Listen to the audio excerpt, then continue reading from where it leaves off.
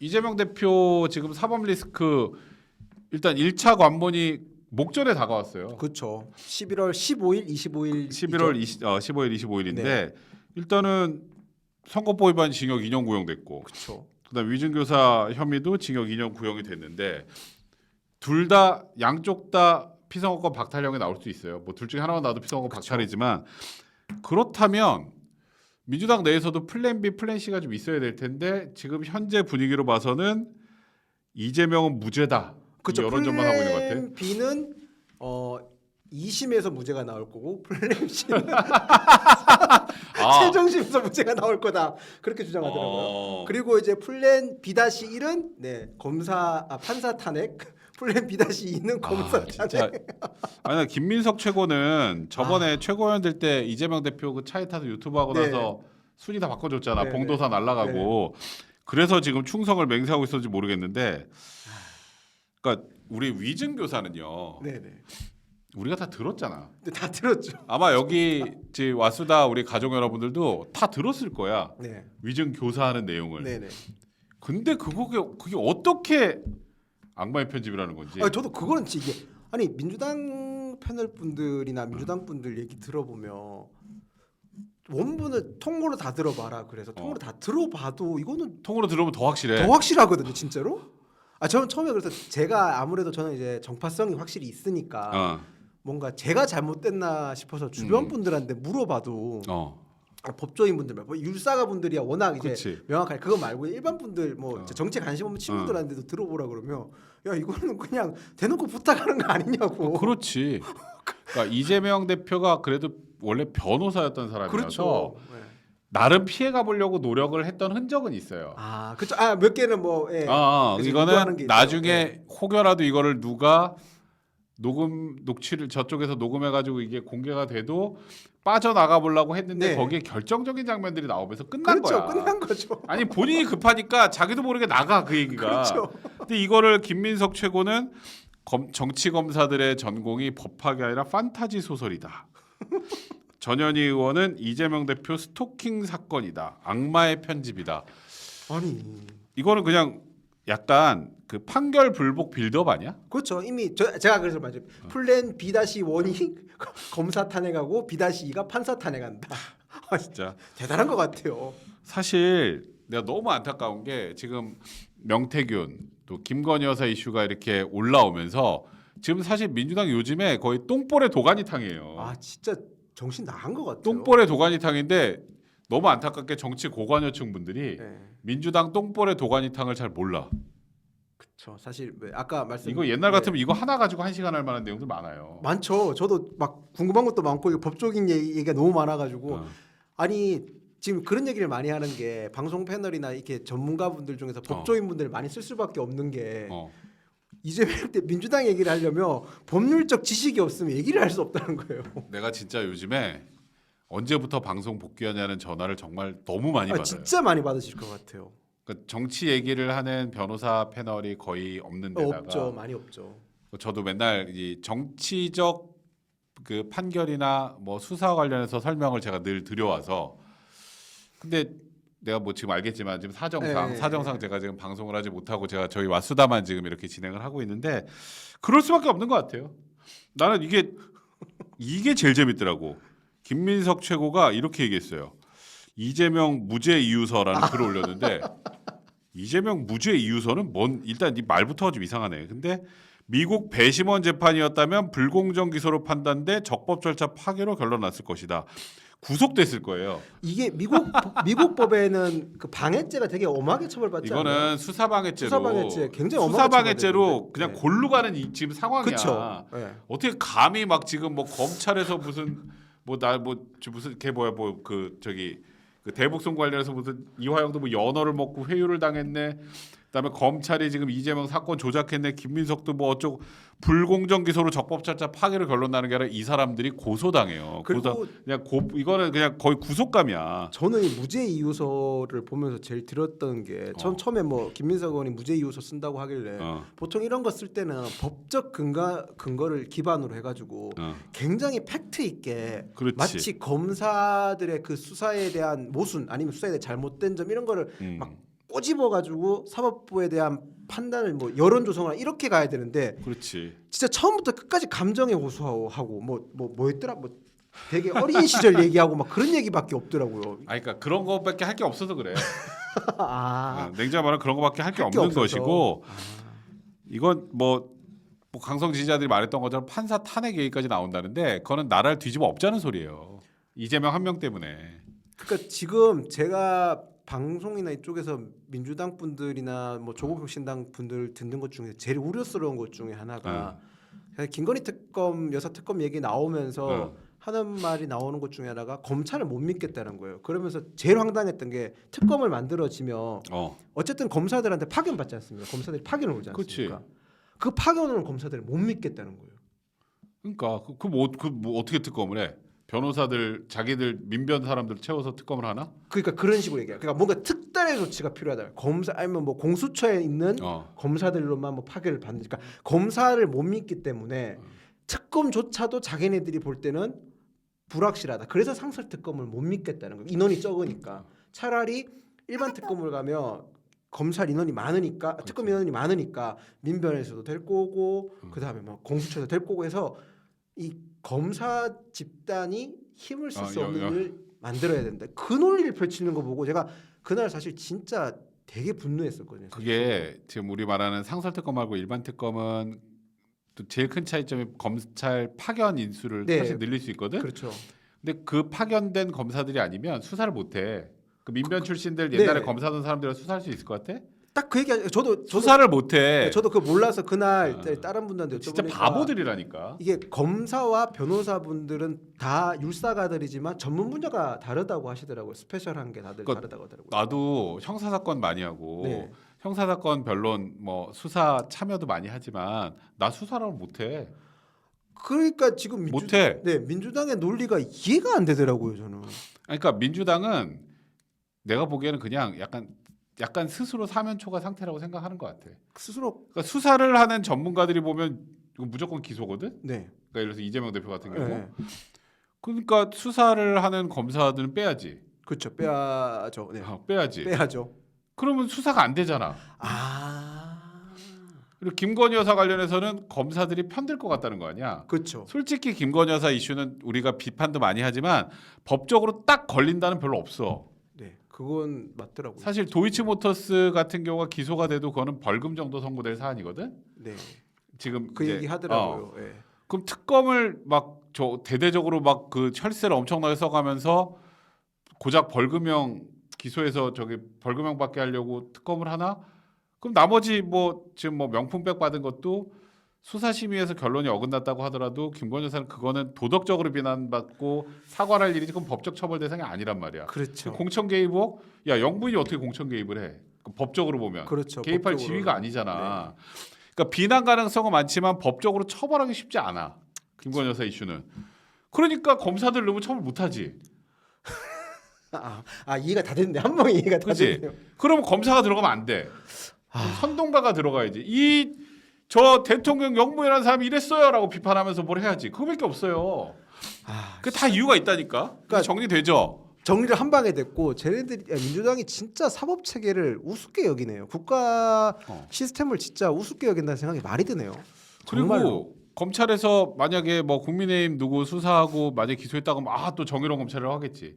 여기는 우리 편을 수사하면 나쁜 검사인 거야. 그렇죠. 근데 하필 거기다가 또 지금 당 대표를 수사하고 있으니까 거기다 화력을 집중하고 있으니 지금 우리나라의 사법 시스템에 전혀 부합하지 않는 이상한 소리들을 하고 있는 거예요. 그리고 공수처 자꾸 얘기해도 공수처에서 무슨 성과 있었어? 그때 만들어서? 공수처가 아직까지 기소한 거 하나 없지 않습니까? 그러니까 공수처라는 곳이 뭐 굳이 말하면 민주당의 논리로 따지면 검찰보다 약간 위에 있는 느낌 같거든. 그렇죠. 옥상옥으로 그치? 만들어놨었죠. 약간 위에 있는 것 같은데 검찰에서 똑똑한 사람 여기는 아무도 안 가. 아무도 안 간다 하더라고요. 인원 못 채우고 있고. 그러면은 여기가 훨씬 유능해야 되잖아. 그렇죠. 유능해야죠. 논리상 유능해야죠. 그리고 훨씬 어려운 사건들, 그러니까 네. 다루기 힘든 사람들에 대한 걸 해야 되는데 이 사람들이 그걸 못해. 그러니까 이게 아무것도 못하는 거야. 그럼 이 여사를 믿는다고 더 못하는 사람들을? 어떡하려고 이런지 모르겠어요. 진짜 이제는 슬슬 걱정되기 시작하더라고요. 그래서 민주당이. 그냥 이재명 대표가 자꾸 자기는 아니라고 하지만 탄핵을 원하는 거야 마음속으로. 그래서 그러니까 뭐 그래놓고 판결이 최종심이 나기 전에 탄핵을 하는 거 말고는 자기가 살아날 방법이 없는 거고 민주당도 마찬가지인 거야. 그러니까 민주당의 논리가 한 명을 구하기 위해서 국가 시스템 전체를 부정하는 것 같아서 좀 굉장히 우려스럽더라고요. 그러니까 나도 처음에 설마 했는데 진짜 그러더라고. 그래서 저희가 더 잘해야겠다는 생각을 되게 많이 합니다. 저는 그러니까. 진짜로. 자 민주당의 또 이제 비판 포인트는 이제 뭐 이재명 대표에 대한 이 재판 리스크도 그렇지만 사물 리스크도 그렇지만 요즘에 막말이 너무 많아. 아우, 일단 진짜- 첫 번째 기사 좀 네. 띄워주세요. 일단 첫 번째는 김영배 도대체 부산 금정에서 지금 이것 때문에 난리 났잖아. 난리 지금 뭐. 났죠. 아니 이분이 저희가 그러니까 김영배 의원이 일단 첫 번째 공부를 안 하고 가셨어요. 아, 제가 참 저한테 저 댓글 중에 이렇게 존댓말 많이 한다고 이렇게 민주당이나 다른 부분은 존댓말 많이 한다고 그 좀 세게 얘기하라고 하시는데 뭐.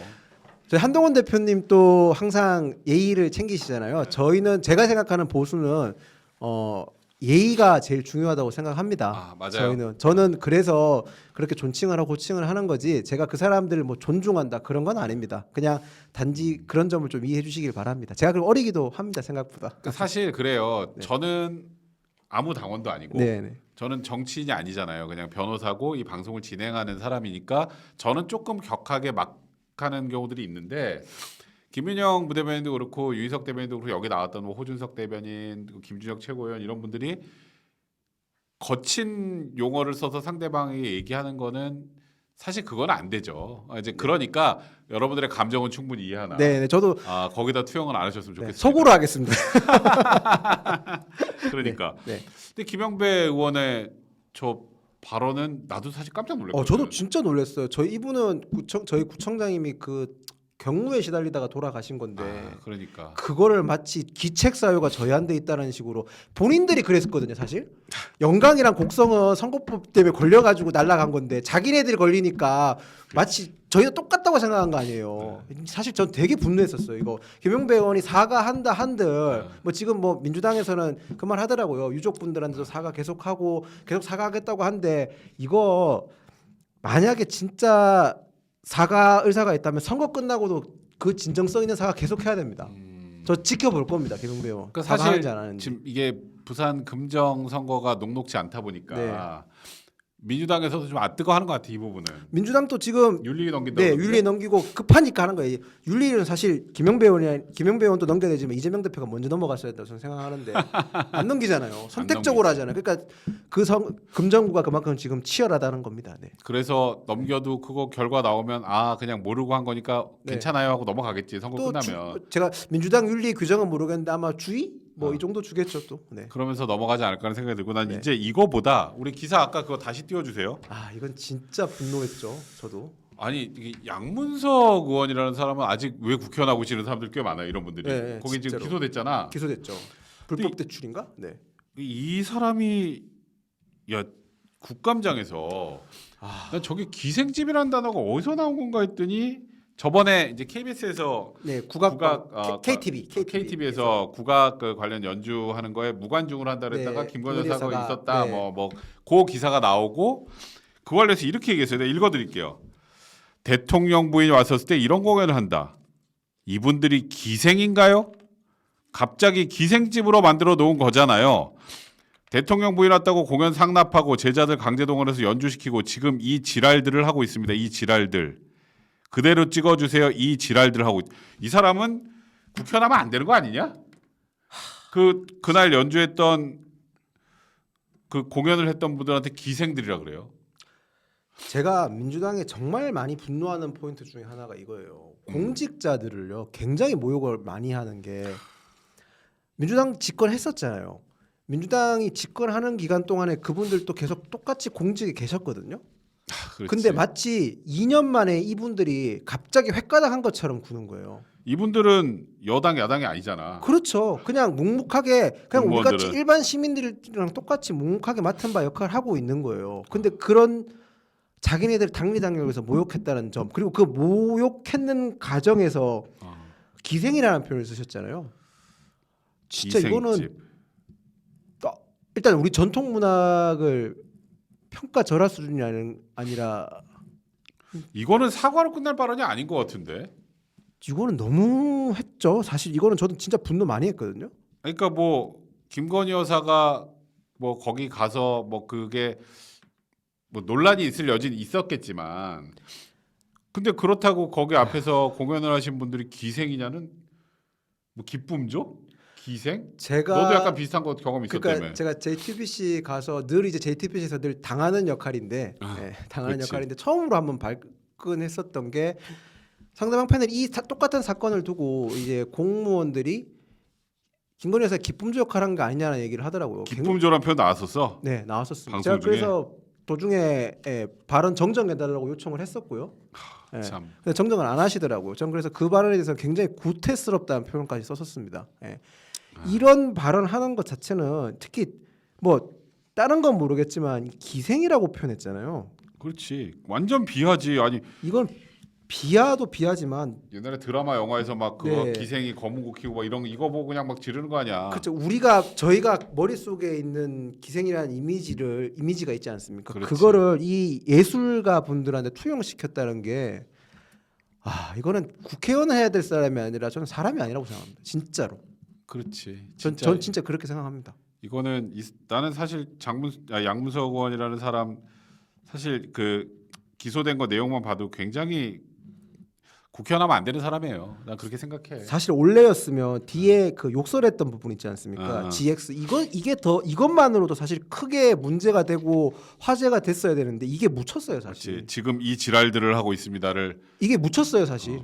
그지 기생으로 해서 이걸 묻어버렸지. 그거 작전이었나? 진짜 너무 진짜 어이가 없어서. 진짜 이것만 해도 어마어마한 일인데 이런 걸 했다는 것 자체가 저는 이거는 일단은 사실 여기 계신 분들은 다 저희 지지층이 그렇지. 많으시니까 되게 송구스럽게 생각해요. 저희가 잘해서 이런 분들이 국민의 선택을 못 받게 했어야 되는데 그렇게 못했다는 점에서는 정말 사죄드리고 싶습니다. 그러니까 이런 분들이 지금 국감장에서 이런 일을 하고 있는데 이걸 잘 모르고 계신 분들이 많아가지고 또 이런 것도 있어요. 장경태 의원 얘기도 볼까요? 장경태 의원 얘기도 제가 읽어드릴게요.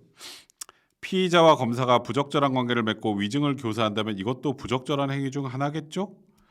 저는 국회의원들이 김영철 검사의 아랫도리를 비호하는 것도 참 한심한데 김영철 검사가 누구냐면 장시호. 네, 장시호 알고 그런 있습니다. 의혹이 있는 네. 그 검사죠.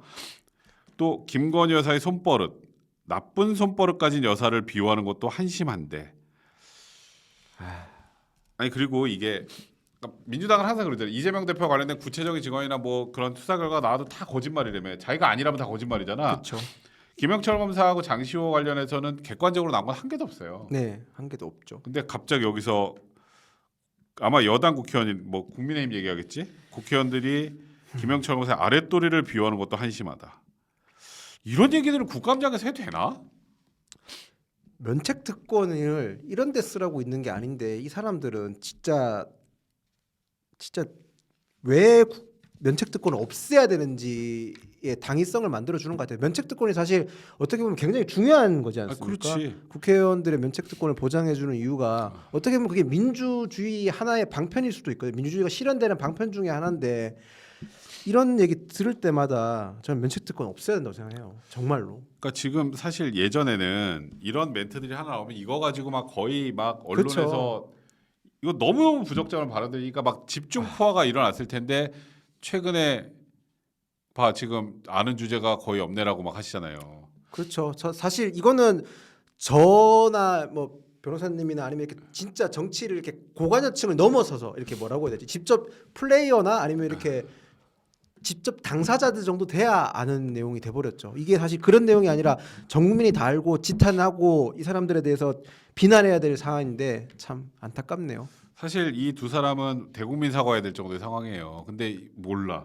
모르죠. 그리고 여전히 김건희 여사 관련된 이슈가 도배를 하고 있으니 그래서 그렇죠. 사실 우리가 다시 도돌이표로 돌아가면 한동훈 대표하고 윤석열 대통령이 빨리 독대를 해서 네, 독대를 해서 이걸 정상화 어떻게 돌파할지에 대한 고민을 해야 된다는 거지. 네, 진짜 저는 그렇게 생각합니다. 이거는 제가 마지막 오늘 요거는 하면서 되게 좀 참담하네요. 저도 진짜로. 그러니까 이게 국회 수준이라는 게 사실 저는 옛날에 어렸을 때 생각하면 국회의원들은 내가 막 우리 막 국회의원 욕 많이 하잖아 어렸을 때도. 네, 많이 하죠. 그러면서도 약간의 경외심이나 그런 게 있었어요. 왜냐하면 우리 사회 질서의 근간이 되는 법을 만드는 사람들이니까. 그렇죠.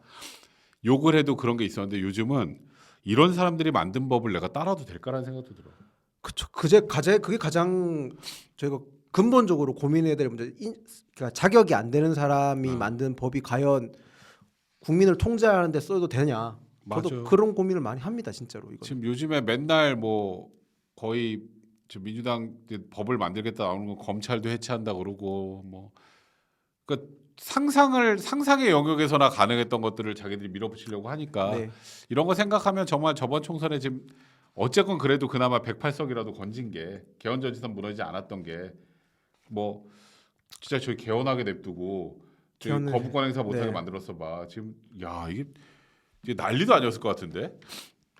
일단은 전 국민한테 돈 막 부르면서 이제 미래 세대들한테 계속 빚늘어놨을 거고 뭐 이재명 대표는 재판 안 받게 할 거고 뭐 그렇지. 아마 그랬을 거예요. 네. 그래서 그게 천만다행이라는 생각이 들고 네. 저도 지금 사실 대통령실에 대해서 굉장히 비판적인 시각을 많이 가지고 있고 김건희 여사 관련된 이슈는 털지 않고는 보수가 살아갈 방법이 없다는 생각을 하는 네. 사람이지만 반대쪽도 저렇게 꼭 좀 돌아보세요. 이런 사람들이 과연 집권을 했을 때 나라가 어떻게 될지 그렇죠.